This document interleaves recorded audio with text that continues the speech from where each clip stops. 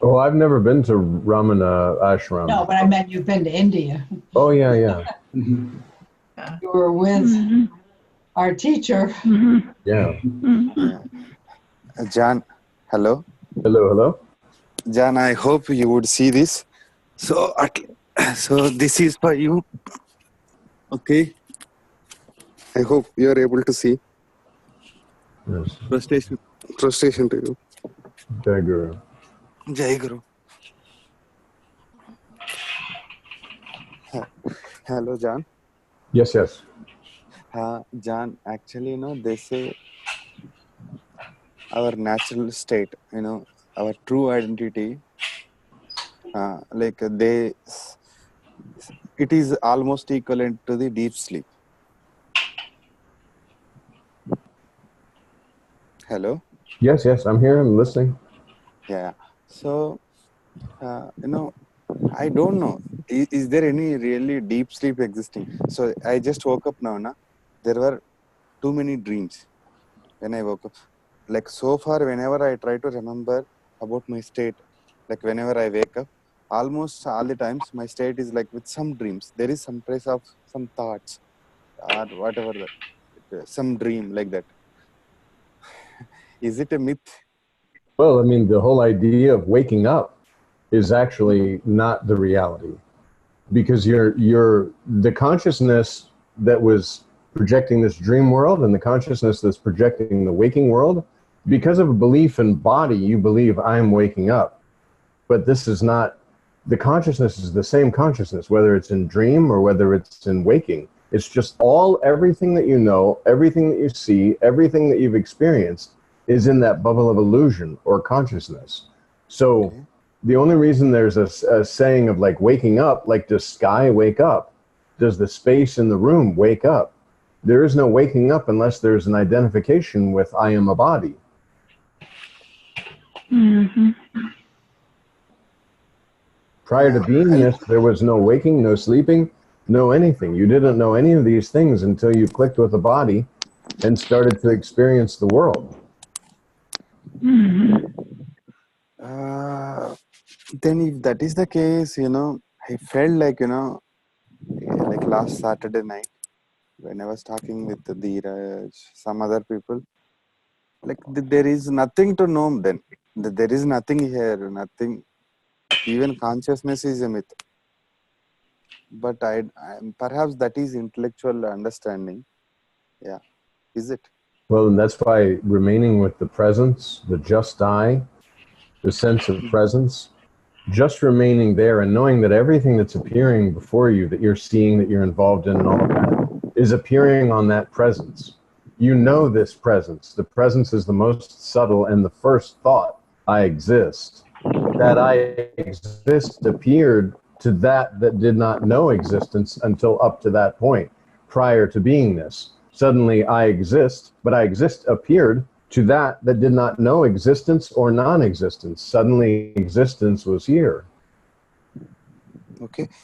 Is this existent no, that prior to beingness and the beingness, are they different? Prior to beingness is the witness of just beingness, presence, I am, consciousness, whatever you want to call that feeling, that subtle, subtle feeling, just I, just I. Presence, you're witnessing presence. Presence has appeared to you. Everything that is known has appeared on that presence. Okay, even consciousness. Consciousness is, yeah, because presence, this feeling of I exist mixes with consciousness and creates this dream world. There's just a split second. We had talked about before, like the space in this room. If it didn't know that it was alive, so to speak, and suddenly then it activates, this is just a lump of flesh, but then this lump of flesh is activated and looks around and says, oh, I exist, and I see a world. But in reality, the space is not seeing a world. This all is occurring inside this bubble of illusion. And now you have an instrument of seeing within this bubble of illusion where you say, I. And then the first thing is, I as what? I am this, or I am that. And then as soon as I am, you are. object to object, rather than the space in the room that does not know itself, in which everything is contained, and suddenly there's a knowingness that's impressed. But the space in the room is neither knowledge nor ignorance. It just is. Mm-hmm. And then all of this talk and everything else is going on inside that bubble of illusion. The one presence that's just the space in the room that's actively speaking and listening and basically holding all these bodies and then conversing with itself about itself. Mm-hmm. Mm-hmm. Okay. Is it what the invisible listener? Yes, the invisible listener. When Maharaj says that, that's that subtle presence. He says, invite the attention of the invisible listener. The invisible listener is that very subtle presence. And it's listening using the ears and body form and all of this to listen. But then there's a recognition that, oh, so that once I know this sense of presence, then that's all I need to know. I remain with that, just like Nisargadatta Maharaj has said, remain with the I am. It will pull you in because you'll stop taking your attention outward and you'll begin to just kind of, oh, this presence. That's the dipping your body as a cup into the nectar of immortality and selfless self-intoxication.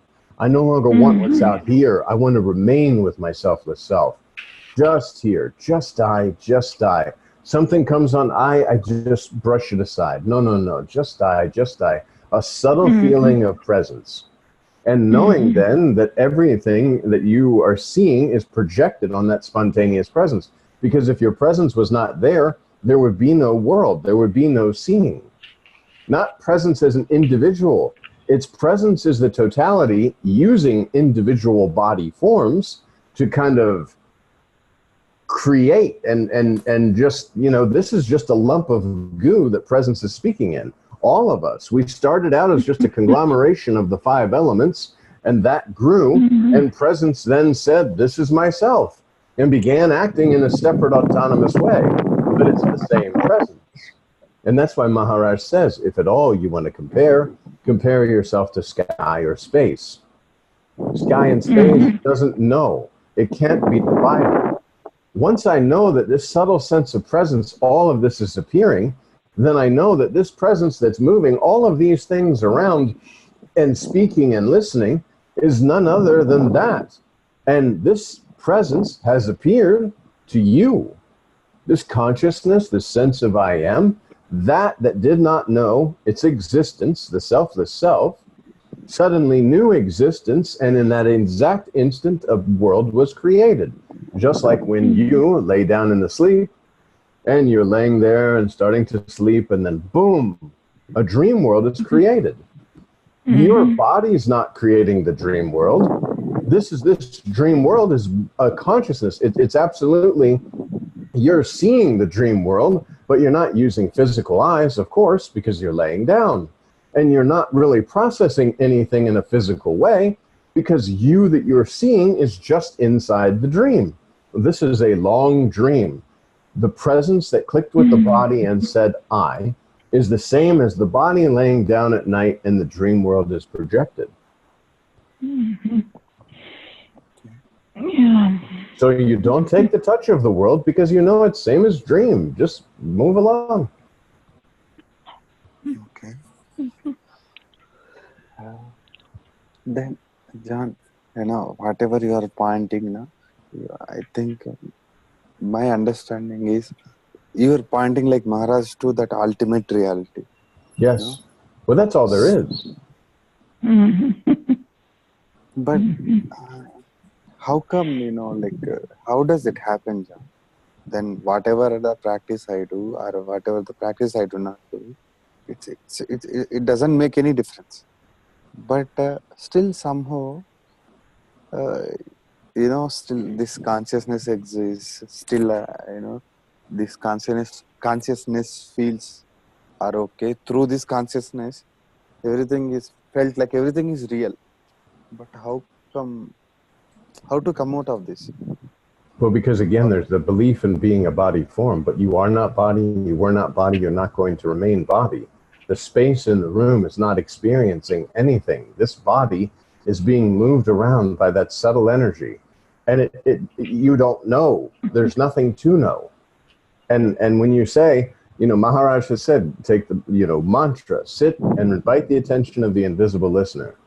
Because right now you believe that, okay, I am separately meditating and I am trying to find this. This I just has to dissolve, and this is.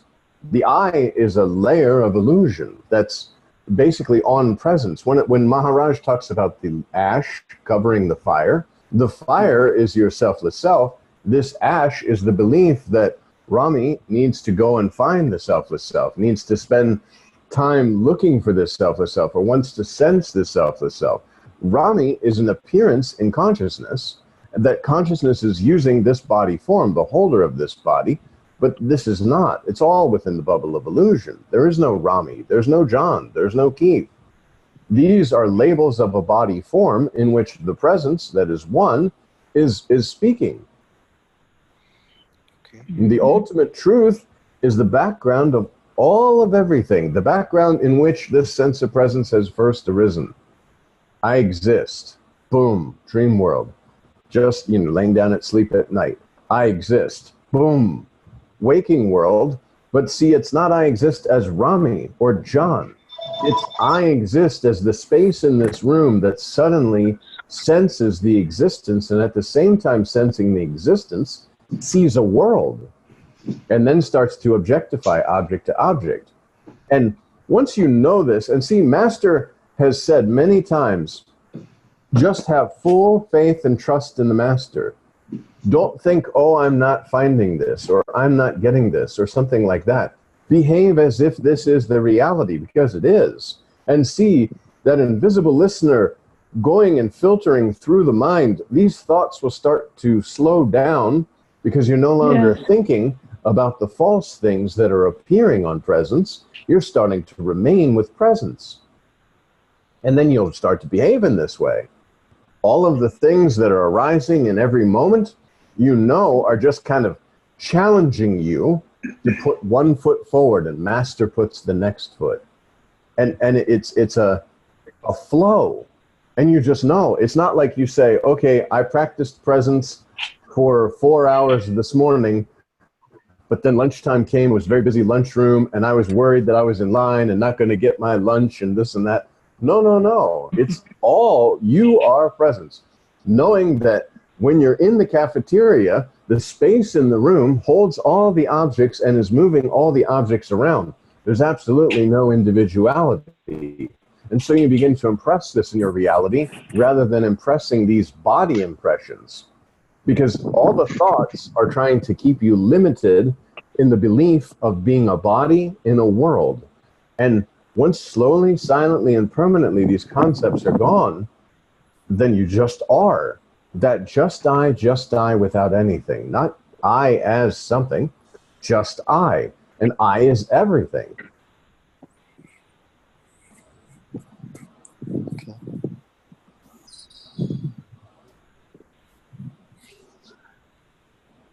Got it. I think. Okay.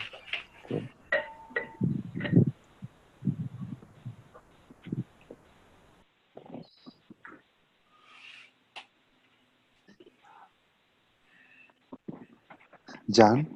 Yes. And okay, like whatever you're pointing now, actually, till now I thought like, until something is convinced intellectually for me, then I'm not ready to take it.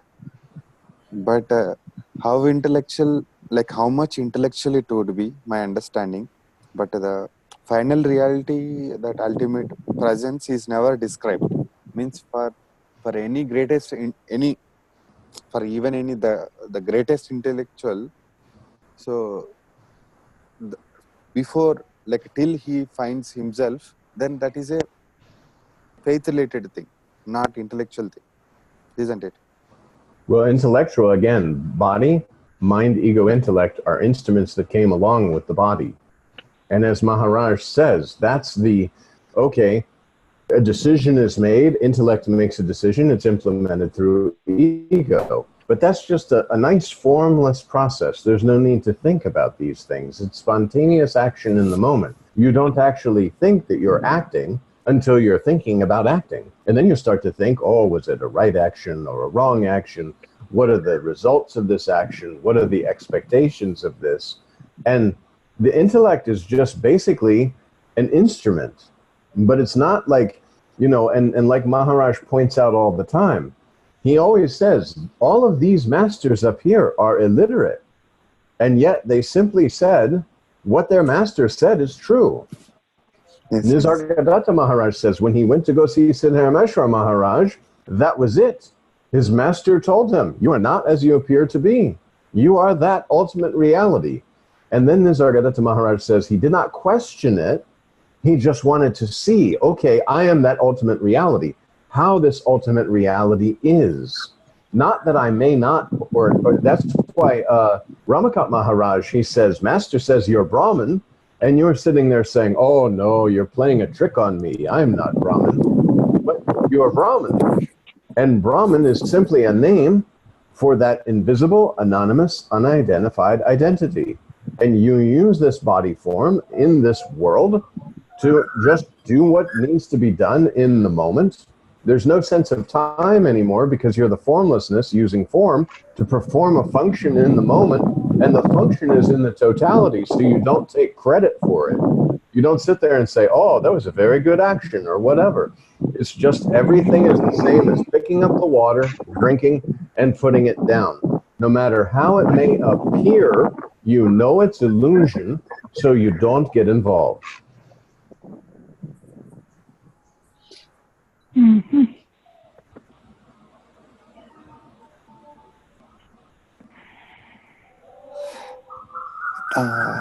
Jan, Yes.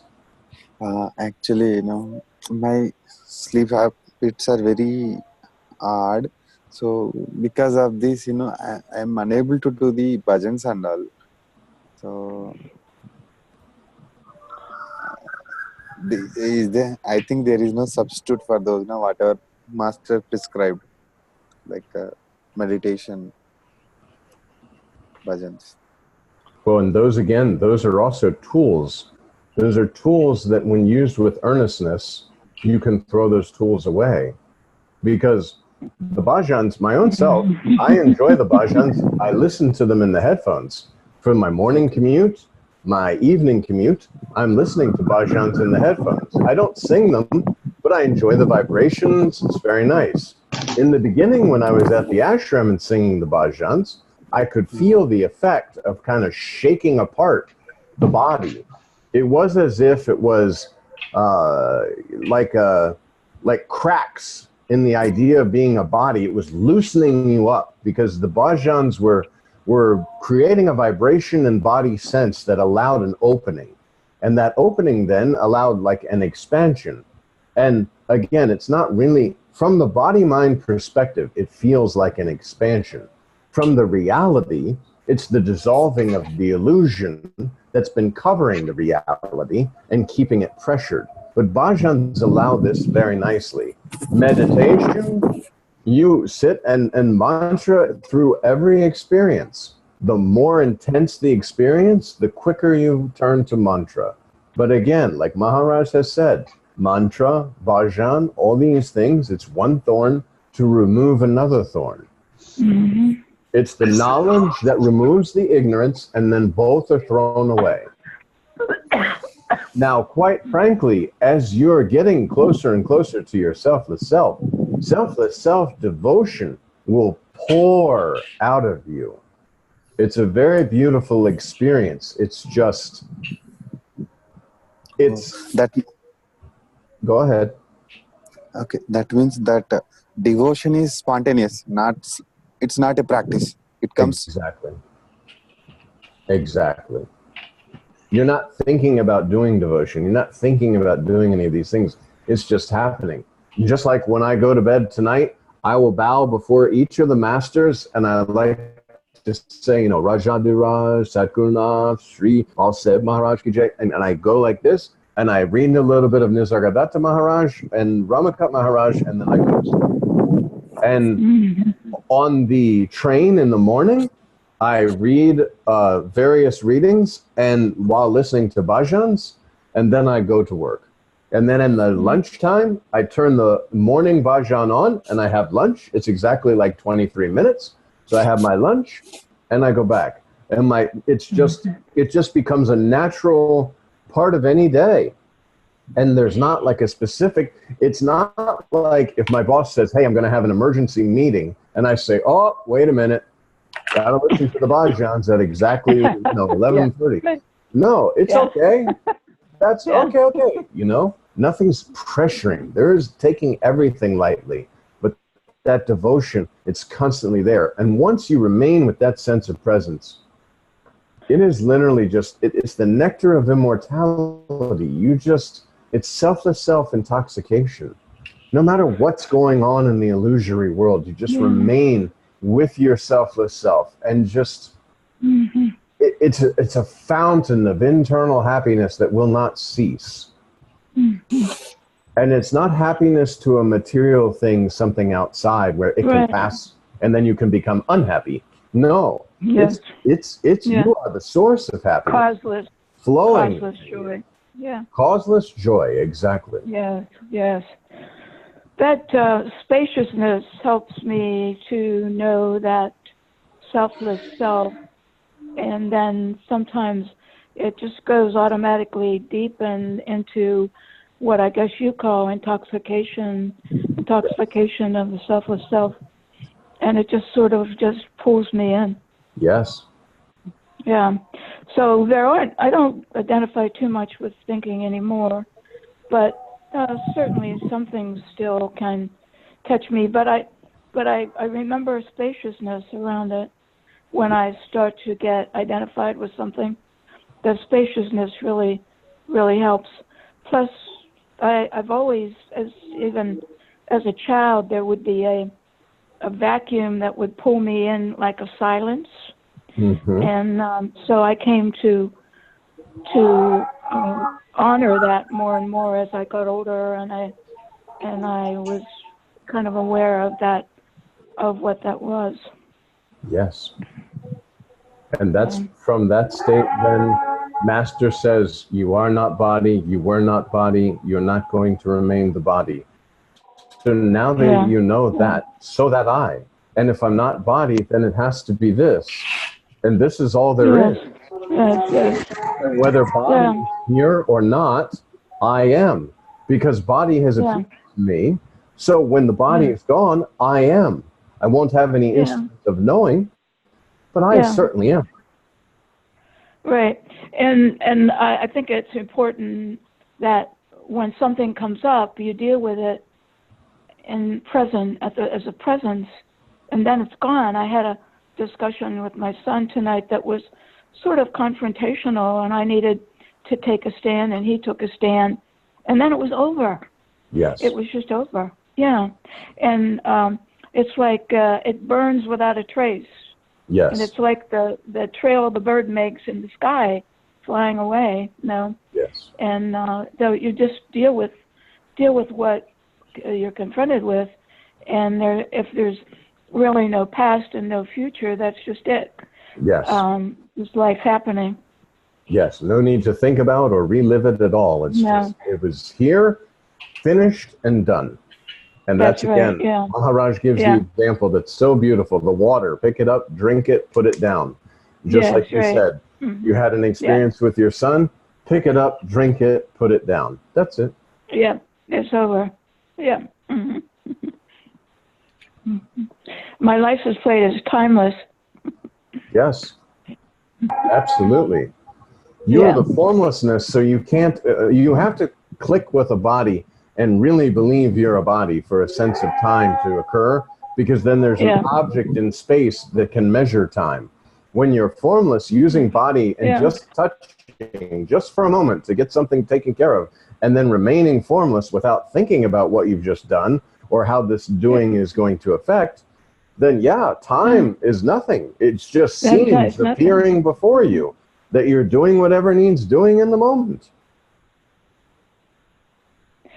Yeah. Do you still have dreams in the nighttime? John? I don't. Every so often, yes, there will be some kind of a, I guess you could call it dream. You're like kind of in a, yes. So every so often, not as much, no. Usually, I bow to the masters, I lay down to sleep, and then suddenly I'm waking up in the morning to my alarm. And there's not really an experience of anything in between that. But in the waking state, I also don't really have experience because it's just scenes, and you can't really say their experience. Yet you can, of course, like right now, you could say, oh, today this was happening and this was this. But I know it was all illusion, so I don't have like a storing of memory to say, oh, this is an important memory I need to remember. Anything that's important, like dates and such, they go in the phone. Other than that, I'm just here, and whatever is happening in the moment is perfectly okay. Yeah. Years ago, I stopped taking notes in therapy sessions. I'm a counselor, and it wasn't needed to take notes anymore. And whatever I needed to remember would just appear. And then the client would say, how did you remember that? Mm-hmm. And I didn't have any answer. I just knew it, you know. So I don't record anything anymore. Indeed. Mm-hmm.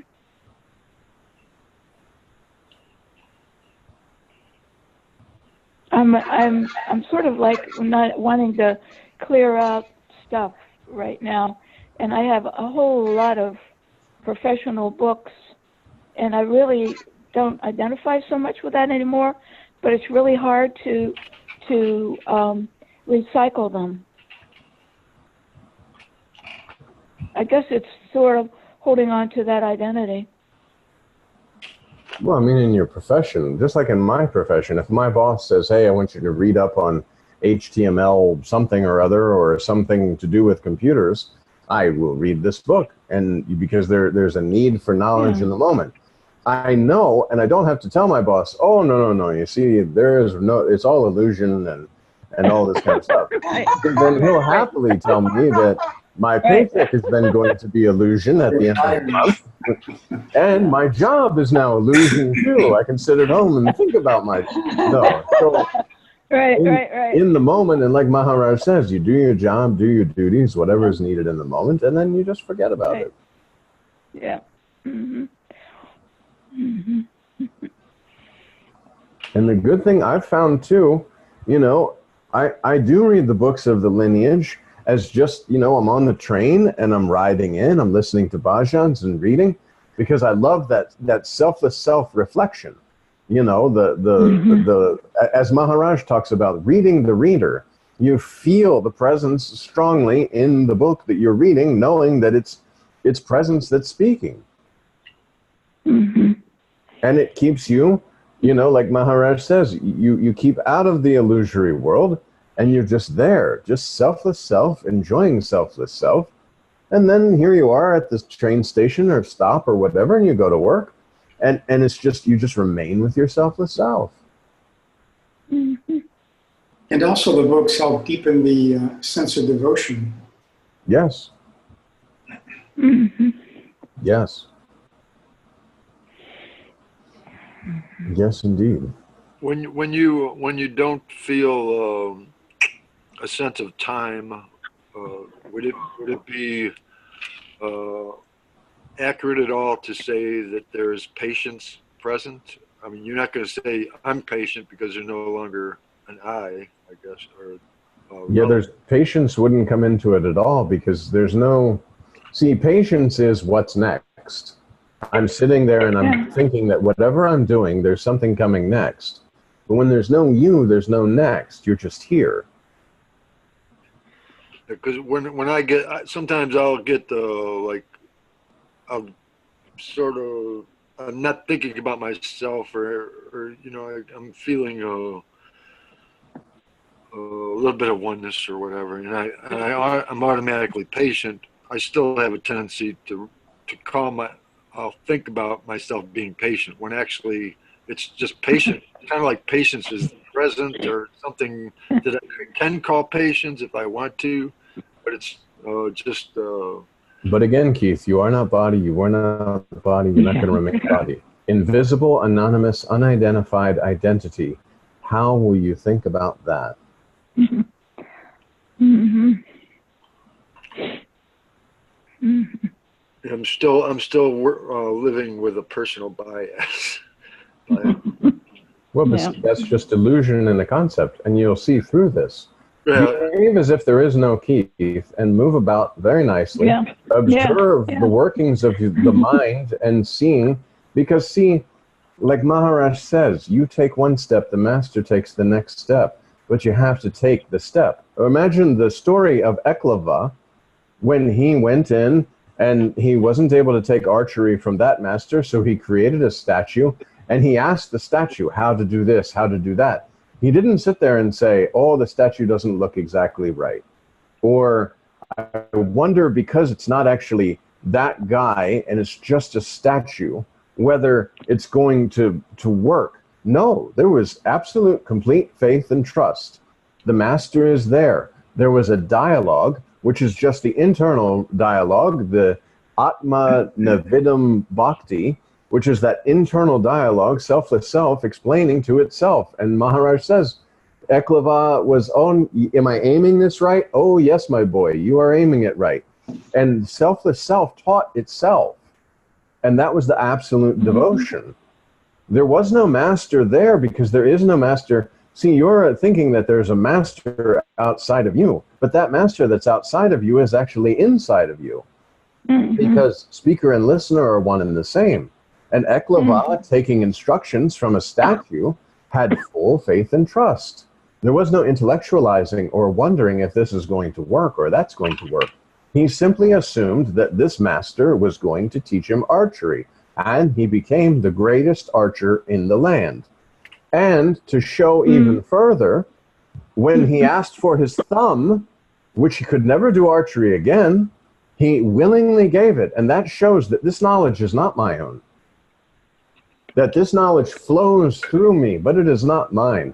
There is no keeper of the knowledge. It's knowledge that's touching with a body form in the moment and speaking. And the only way that the selfless self can speak is to use the instrument of body.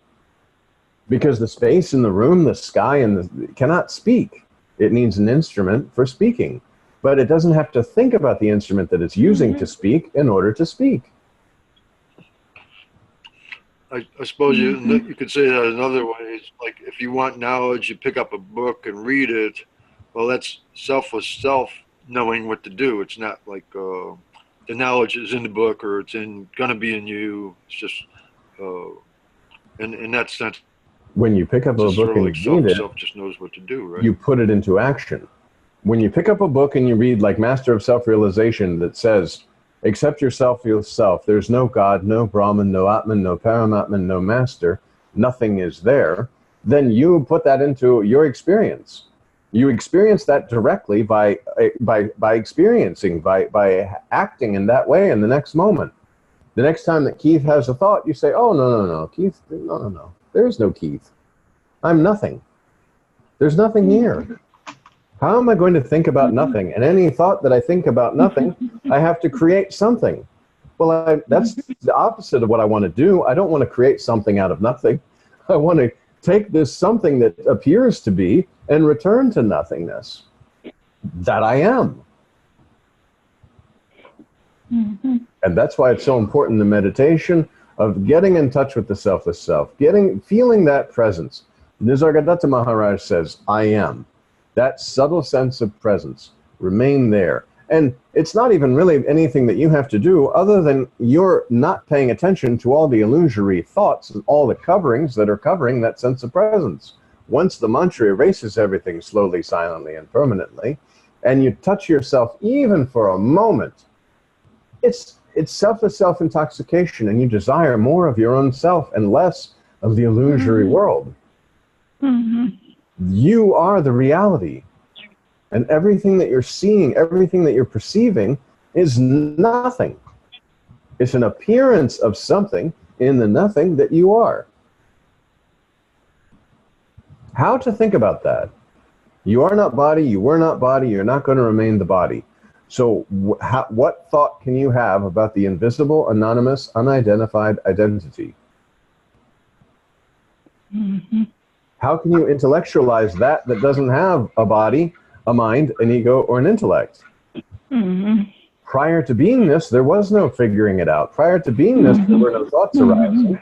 Prior to beingness, there was no intellectualizing or saying, I like to think of it this way. There was no I prior to beingness. Mm-hmm. So everything that you're thinking about and all these things that are arising, because, okay, prior to beingness and then all these things, a sense of presence and all of this dream world has appeared, there's, again, and I like how Ranjit Maharaj talks about, if you killed somebody in your dream and you went to the police and you told them, sir, I am a murderer. They say, oh, well, definitely you're going to jail. Who did you murder? Well, I murdered this guy that I saw in my dream. Excuse me, what? Yes, I murdered this guy that I saw in my dream. Even though it appeared that you did something, nothing was done. No one was killed, no activity. Now, this is not to say, oh, go out and do whatever you like, because you won't. Because anything that you do that you're creating a sense of doership takes you away from yourself. You want to be with yourself, so you won't do silly things that take you away from yourself by trying to imagine a world in which doership is doing. No. You remain with your selfless self. But knowing that just like everything that you see in a dream, it's absolutely nothing. When presence is no longer holding this body, everything that has occurred in this body form world is not. It's nothing. It's a momentary appearance. And therefore there's nothing to think about. Do you still see yourself in, like, a lot of times sometimes I see myself in what I see, and it's like a little bit removed from my normal identification, where I'm seeing that I am sort of like a source that is also not just me, but I am in everything. Yeah, just presence. The sense of presence. As you remain more and more with your selfless self, it's seen. My presence is in every being. Everything is myself. I can't have any animosity anymore against these other objects, because this is just an object looking at objects, and it's all the presence that's doing all the doing. There's no individual doership. It's presence that's motivating and moving all these bodies. And that's why Maharaj says it's very, very interesting. The more you have faith and trust in your selfless self, and the more you begin to move through this world, which is your own projection, you will begin to project the experiences that this is absolutely the reality. As long as there's doubt, you'll project through like a colored layer. You'll never project cleanly. Everything that you're seeing will be through the doubt. I'm sorry, go ahead, Andrew. No, I was just going to say, I think Siddha Ramesh would have said that determination is to prove. Yes. Yes, because remember, it's the reality. And your selfless self, the presence in the body, is moving everything. So as you begin to continue to move, okay, Master says I am Brahman. I live like Brahman. And live like Brahman doesn't mean people come and bow to my feet or anything like this. Live like Brahman means everyone is my own self. How can anything irritate me? How can anything bother? How can I be less than myself? I am myself, and I am Brahman. Brahman, Atman, Paramatman, Master, that I am. Those labels have been labeled to that just I. And I don't even have to say it or think it. I simply am. The mind is only going to be active when I believe I'm somebody. I am somebody else. Andrew is somebody else. There is a somebody here talking to a somebody there. This is not the reality. The reality is just like an orchestra, and every instrument is just there being played, and it creates this symphony, this harmony of what we call world. All the beingness is just there. But prior to beingness, nothing was. Only yourself, because beingness had to appear to something. That something that beingness appeared to is you. If you were not there prior to beingness, how could beingness be? It's not possible. Who would be there to witness beingness if you were not? If you were not there? Presence has appeared to that you are. And that is the first concept, I exist.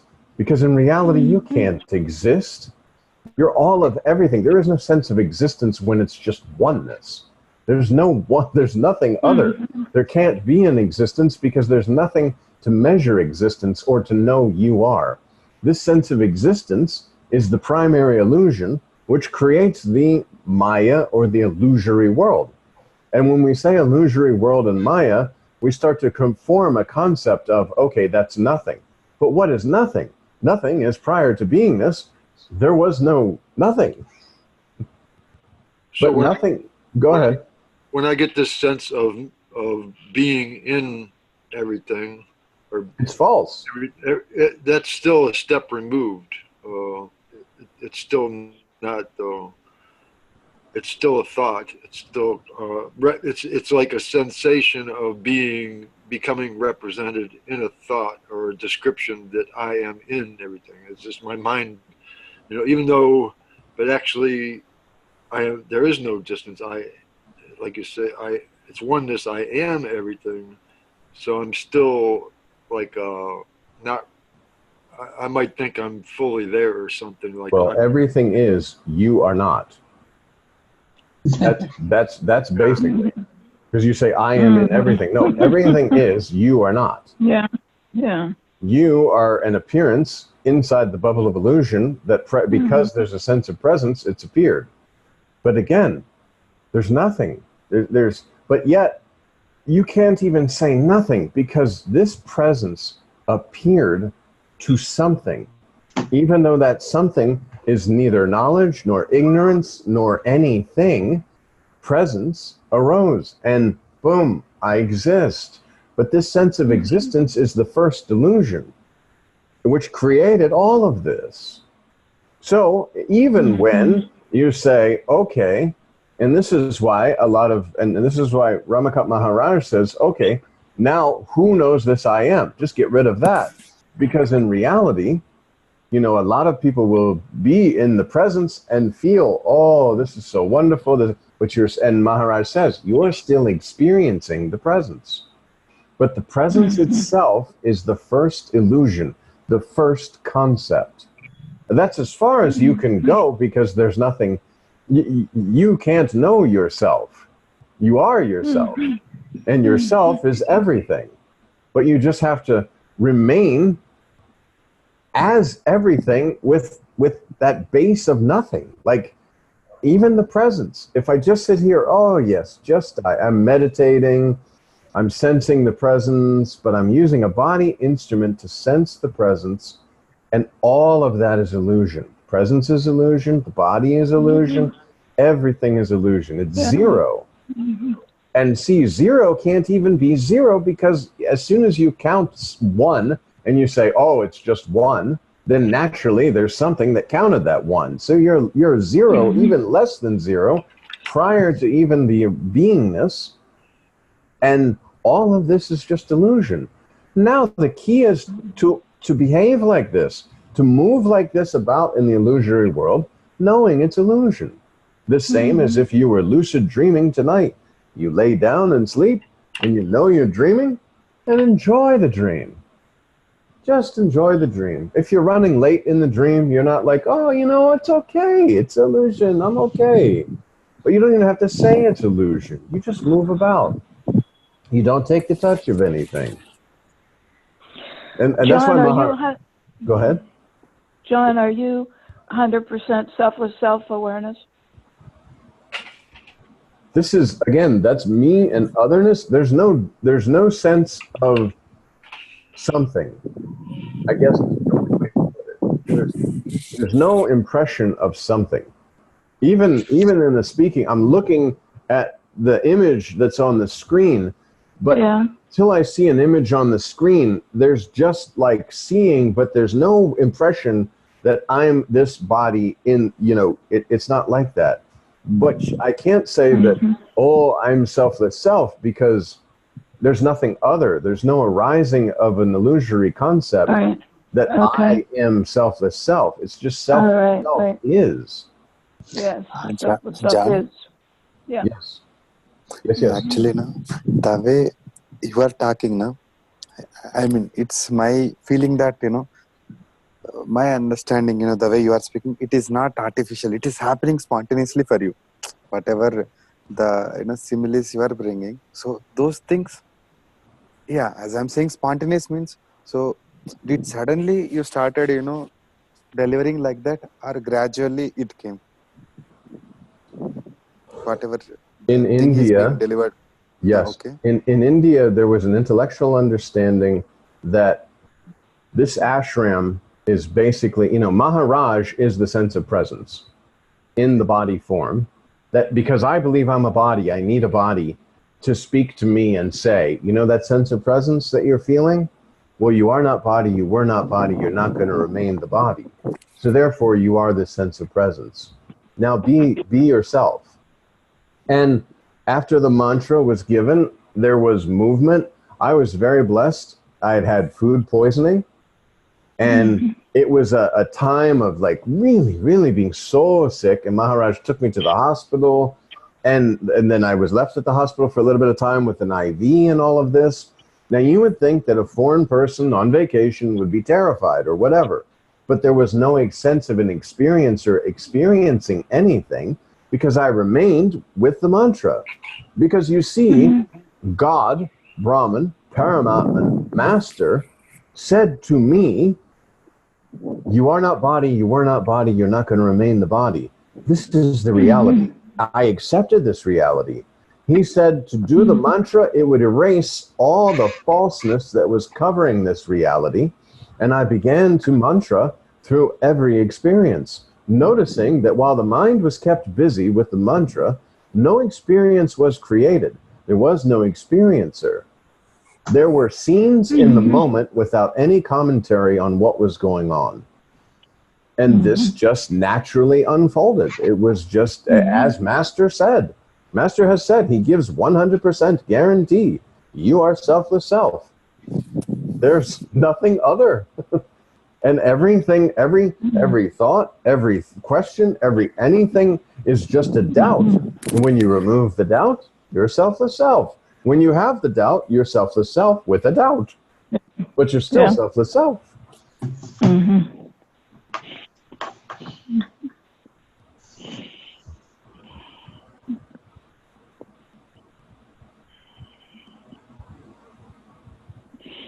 Listening to you is very enforcing, very integrating. Yes. The first time that I listened to you, the only other time that I was live,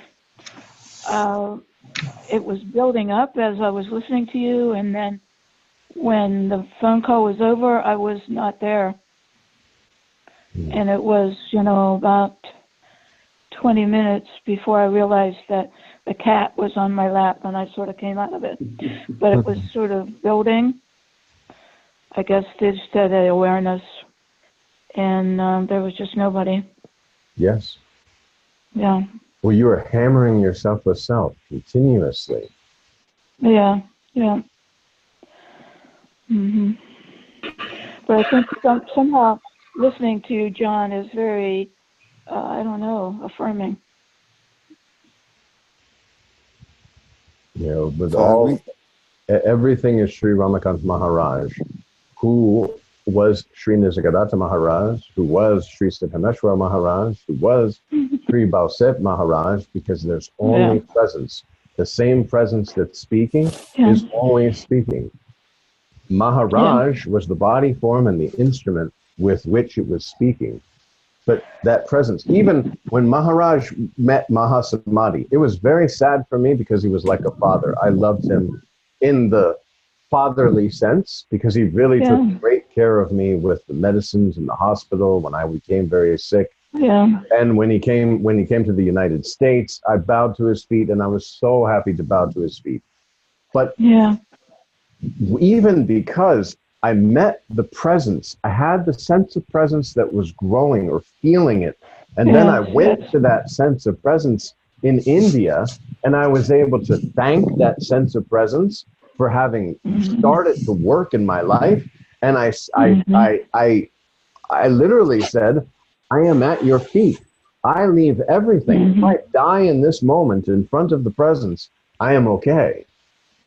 And that presence then, in the form of Maharaj, says, you are not body, you were not body, you're not going to remain the body. Body is not your identity. Also, your seeking ends today. You are at your final destination. Presence has met presence in appearance of two separate body forms. In reality, presence cannot be divided, and Maharaj uses the example of the kitchen and the bathroom, the ashram and the bathroom. And if the walls come down, does the space in the ashram go to heaven and the space in the toilet go to hell? No, space is space. So the same can be said that the space in this body and the space in these bodies is one and the same. And when the body is no more, the space is. Well, this space is the presence that has appeared to selfless self, and the knowingness of existence began. But the knowingness of existence itself is the primary illusion, the first thought, because you are prior to every experience, including the first thought, I exist. What was your experience when your master passed away? It was, again, like I said, there was a sadness, but then I was driving, and I suddenly, because I said, okay, Maharaj has left the body. The master has left the body. And then it was a dawning that came that, no, all of everything for a time was in the form of Maharaj, and now it's not. But all of everything is still there. Everything is still there. All of everything for a time was in the form of Sri Ramakant Maharaj, and I could bow using this body form to bow to that presence that I am in the form of the master Sri Ramakant Maharaj. Now that Sri Ramakant Maharaj is no longer in the body form, now even that sense of presence, that's my master. I can't be separated from my master. Master and disciple are one and the same. There's no difference. Speaker and listener are one and the same. Yes. There's no difference. And now you can sit and feel the presence and know that's Sri Ramakant Maharaj. That's Sri Nisargadatta Maharaj. So when you're reading the books and you sense the presence and there's a reader that's recognizing the reader projection, you feel this, oh, that I am, so that I am that. Yeah. Because that is all there is. And everything that is not that is merely an appearance on that. Even Jesus said, I and the Father are one. Yes. Yes. In John, no, not in the John. In the John, it says, first there was a word. Okay, the word was with God, like that. It was. Sorry. Yes. John, that means even the bliss is illusion. That, like, yes. When you are saying there is some kind of movement, happiness. So I recognize right now in this very moment that is also illusion. Yes. Even this recognition is also illusion. Yes. Because you're experiencing that. That's why Maharaj says, even the best samadhi, you're still experiencing the samadhi. There's still an experiencer of samadhi. And samadhi is termed as you're one with presence, moving about in body form, but not taking the touch of body or world. And yet you're experiencing that. So that is also illusion. Yeah, still it is an experience. Though it is very good experience. Yeah.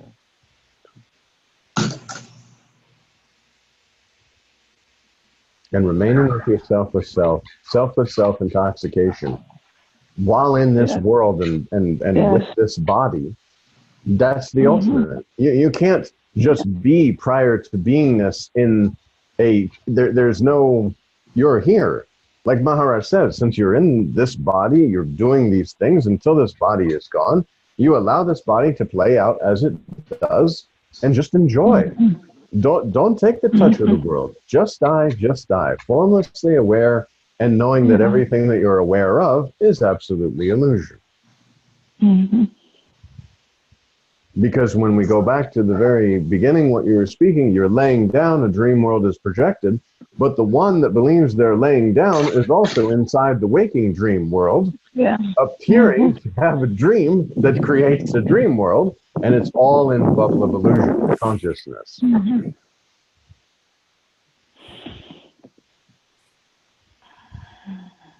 So, John?